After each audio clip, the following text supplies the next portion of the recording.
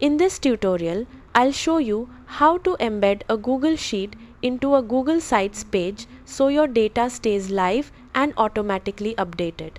Start by opening your sheet in Google Sheets. At the top, click File, then choose Publish to the web.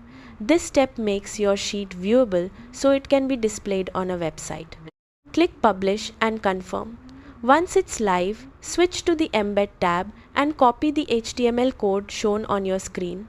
This code is what allows your sheet to appear inside your site.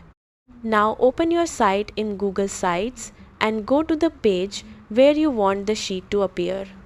On the right panel, click Embed, then paste the code you copied from Google Sheets. Before inserting, adjust the size so it looks clean on your page. Inside the code, set the width to 100% and choose a height like 700 or 750 pixels. This makes the sheet easy to read and properly sized. Click Insert and your sheet will instantly appear on the page. You can drag and resize it if needed to fit your layout. Now whenever you update your Google Sheet, those changes will automatically reflect on your website without needing to re-upload anything.